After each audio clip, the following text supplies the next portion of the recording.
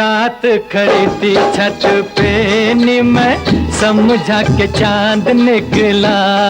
नमस्कार दोस्तों, आप सुन रहे हैं सक्सेस स्टेप्स।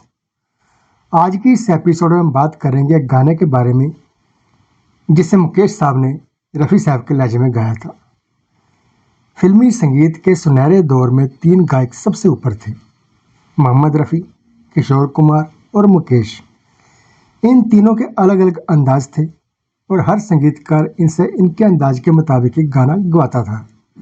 लेकिन जिस फिल्म की हम बात कर रहे हैं उसमें संगीतकार कल्याण जी आनंद जी ने मुकेश जी से रफ़ी साहब के अंदाज में गाने के लिए कहा था।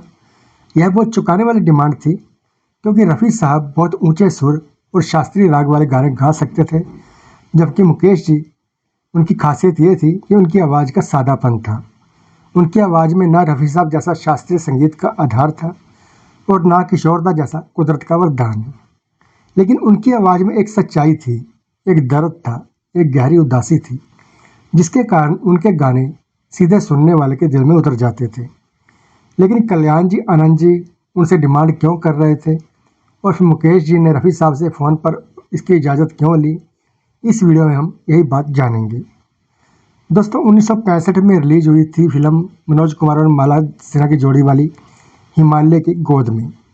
संगीतकार और गीतकार का मेला लगा हुआ था इस फिल्म के लिए और कल्याण जी आनंद जी संगीत दे रहे थे, जबकि उन दिनों लक्ष्मीकांत जी और प्यारे लाल जी इनके असिस्टेंट हुआ करते थे। इस फिल्म के गीत आनंद बख्शी, इंदिवर और कमर जलालाबादी ने लिखे थे और गायकों में शामिल थे मोहम्मद रफ़ी, मुकेश, लता मंगेशकर और उषा तिमोथी।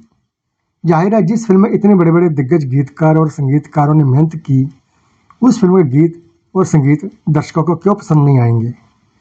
तू जो मिला सारी दुनिया मिली, चांद सी महबूबा हो मेरी कब ऐसा मैं। स्वतंत्र रूप से काम करने से पहले प्यारे लाल जी और लक्ष्मीकांत जी कई फिल्मों में कल्याण जी आनंद जी के असिस्टेंट और सहयोगी संगीत निर्देशक बन चुके थे, जिनमें हिमालय की गोद में, जब जब फूल खिले और जुआरी जैसी फिल्में शामिल हैं। उस दौरान मुकेश जी एक तरह से मनोज कुमार की ऑन स्क्रीन आवाज़ बन गए थे। मुकेश ने मनोज कुमार पर फिल्माए दर्जनों गाने गाए थे और साल 1970 में मुकेश जी को मनोज कुमार की फिल्म पहचान के गीत के लिए दूसरा फिल्म फेयर अवार्ड मिला था और फिर 1972 में तीसरी बार फिल्म फेयर भी मनोज कुमार की फिल्म के गाने के लिए मिला। हिमालय की गोद में फिल्म की शूटिंग हिमाचल प्रदेश के मनाली की वादी में हुई थी। इसमें एक डॉक्टर की कहानी है जो किसी हादसे के चलते हिमाचल के गांव में आ जाता है। फिर गांव वालों की मोहब्बत देखकर शहर की सारी सुख सुविधाएं छोड़कर गांव वालों की सेवा में जुट जाता है। यहीं पर उसे एक लड़की से प्यार होता है, लेकिन फिल्म में मसाला डालने के लिए एक डाकू और पुलिस की दुश्मनी को भी दिखाया गया है। इस फिल्म में मुकेश जी ने हीरो यानी मनोज कुमार के हिस्से में आए सभी गानों में आवाज़ दी। इस गाने में डॉक्टर यानी मनोज कुमार अपनी प्रेमिका बेला यानी माला सिन्हा को प्यार में आने वाली बाधाओं के बारे में बताते हैं। मैं तो एक ख्वाब हूँ, इस ख्वाब से प्यार न कर। यह एक दर्द भरी उदासी का नगमा है। संगीतकार कल्याण जी ने एक इंटरव्यू के दौरान बताया था कि हम मुंबई के स्टूडियो में मुकेश जी से गाने रिकॉर्ड करने से पहले रिहर्सल करा रहे थे। रिहर्सल लगभग पूरी होने वाली थी।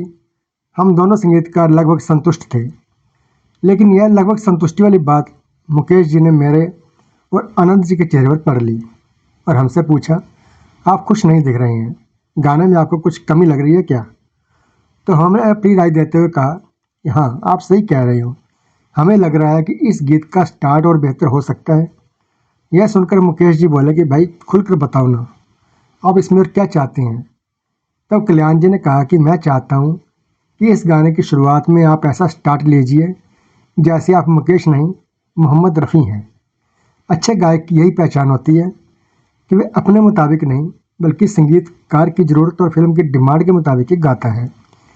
इसलिए मुकेश जी ने तुरंत कहा, ऐसा बोलो ना, चलो वैसे ही स्टार्ट करते हैं।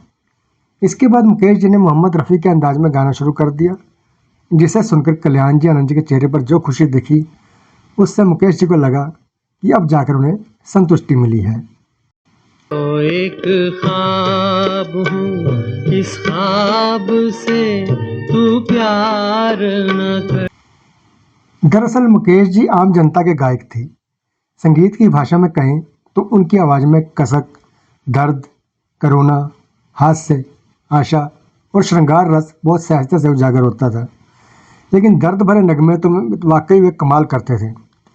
गानों में मुकेश जी की आवाज़ की एक अलग ही महक होती थी। इसी कारण मुकेश जी की तुलना रफ़ी साहब और किशोर दा के बराबर होती है, जबकि उन्होंने इन दोनों महान गायकों की तुलना में बहुत कम गीत गाए थे। उनके लिए एक सुर पर लंबा टिकना मुमकिन नहीं होता था, क्योंकि हर इंसान की वॉइस कल्चर की अपनी लिमिटेशन होती है। मुकेश जी अपनी इस मर्यादा को बखूब वाकिफ़ थे। इसके बावजूद उन्होंने बंधे हुए मीटर में संगीतकारों के लिए अपना बेस्ट से बेस्ट दिया। तेरे दिल में है मोहब्बत। जब आप इस गाने को सुनते हैं तो आप भी दर्द की एक लहर की चपेट में आ जाते हैं। यह बहुत लाजवाब और शानदार गीत है, लेकिन इस गीत की बात यहीं ख़त्म नहीं होती। मुकेश जी को लग रहा था कि यह गाना सिर्फ मेरा नहीं बल्कि रफ़ी साहब का भी है। इसलिए गाने की रिकॉर्डिंग के बाद घर आते ही मुकेश जी ने रफ़ी साहब को फ़ोन लगाया और कहा कि रफ़ी भाई, मैंने आपका कुछ चुरा लिया है। यह सुनकर रफ़ी साहब मुस्कुराने लगे। उन्हें लगा कि मुकेश जी को मजाक करना चाहते हैं। तो रफ़ी साहब ने पूछा कि आपने मेरा क्या सामान चुराया है। मुकेश जी कहने लगे कि रफ़ी साहब, मैंने एक गीत में आपके स्टाइल में आमद ली है, यानी गीत की शुरुआत आपकी तरह की है। रफ़ी साहब यह सुनकर हंसने लगे। इसके बाद रफ़ी साहब और मुकेश जी में बहुत देर तक फ़ोन पर बातें होती रही। सुनने में यह बात बहुत सीधी सादी लगती है, लेकिन सीधी सी बात में मुकेश जी की महानता नज़र आती है। उन्होंने जब संगीतकार की डिमांड पर अपने एक साथी गायक का अंदाज फॉलो किया तो उसे खुद यह बात बताई।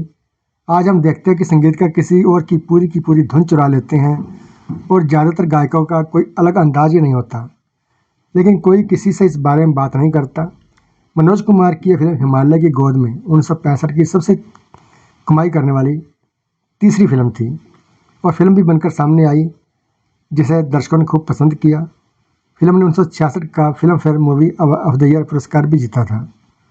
तो दोस्तों, ये था आज का वीडियो पसंद आया हो तो लाइक कीजिए, शेयर कीजिए और ऐसी और वीडियो देखने के लिए हमारे चैनल को सब्सक्राइब जरूर करें। धन्यवाद।